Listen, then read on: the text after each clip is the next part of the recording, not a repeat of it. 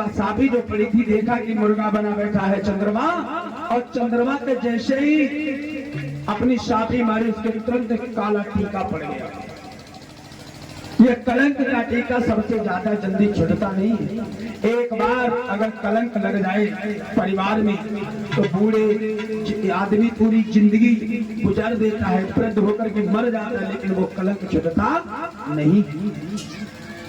चंद्रमा के धोती मारी, मस्त में पड़ो चला, अहिल्या को श्राप दिनों पत्थर की त्रिभुजा से लगा। उसी वक्त अहिल्या को श्राप दिया गौतम ऋषि ने, और निर्लज्ज, तूने हमारे होते हुए पराय पुरुष का स्पर्श किया है, अपनी इच्छा से तूने पराय पुरुष के साथ में रखी दान की है, तो इसलिए जा मैं तुझे श्राप देता हूं कि तू पत्थर की हो जा। विश्वामित्र कहने लगे, बेटा उसी समय अहिल्या पत्थर की हो गई। तो जब पत्थर की अहिल्या हुई, अहिल्या होने से पहले कहने लगी, स्वामी इसमें मेरी कोई गलती नहीं है, मैं पत्थर की हो जाऊंगी, लेकिन मेरा उद्धार कब होगा?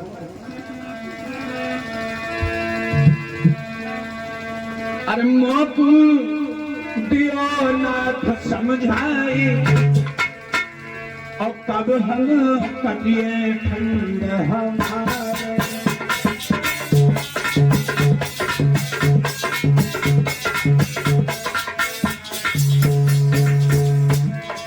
स्वामी मैं पत्थर की तो हो जाऊंगी, लेकिन मेरा उद्धार कब होगा? हमको दिया सत्य समझाए, स्वामी कटिए ठंड हमारे।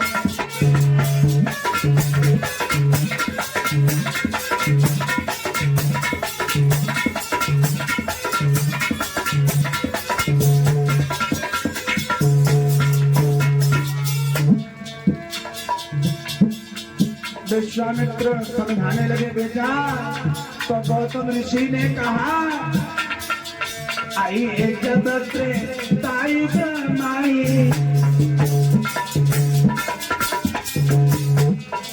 राम जन्म हुई समाई।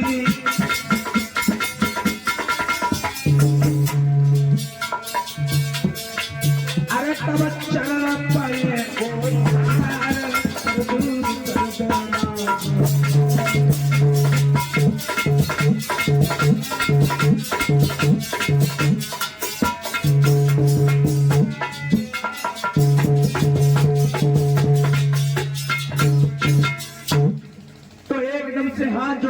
अहिल्या बोली, नाथ उद्धार कैसे होगा? गौतम ऋषि ने कहा, अभी तुम्हें काफी प्रतीक्षा करनी पड़ेगी। जब त्रेता युग होगा और प्रभु जब रामावतार लेंगे, तो जब रामावतार में प्रभु श्री राम बन के लिए प्रस्थान करेंगे, उसके बाद उनके जब चरण तुम्हारे ऊपर पड़ेंगे, तब तुम्हारा उद्धार होगा, तब तुम्हें गति मिलेगी, मोक्ष की प्राप्ति होगी। अब कुछ लोग कहा, अगर केकई न होती तो राम वनवास ना जाते। केकई का दोष नहीं है, न मंथरा का दोष है। राम जाते क्यों नहीं? राम का अवतार ही हुआ है भक्तों की रक्षा करने के लिए, देवताओं की रक्षा करने के लिए।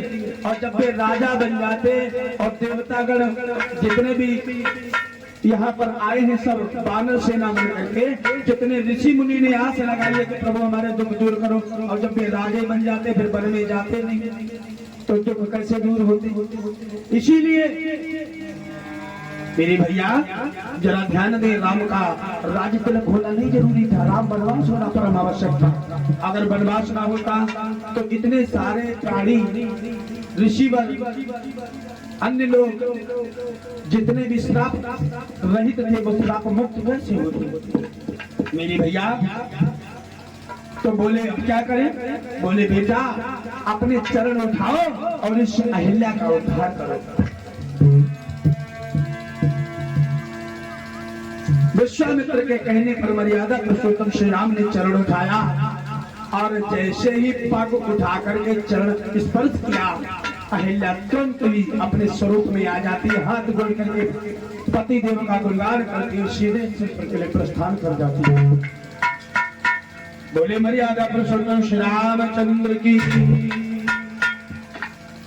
अब गोस्वामी तुलसीदास लिखते हैं कि वहां से फिर प्रभु आगे चले और आगे चलते चलते बढ़ते हुए चले जाते हैं। कहाँ पहुंचे हैं? जनकपुरी में।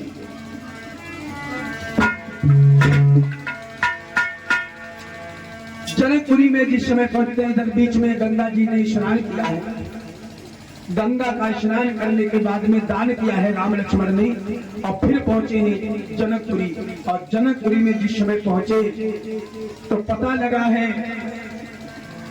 बड़ा सुंदर नगर बना हुआ है, जनकपुरी विचित्र बना हुआ है।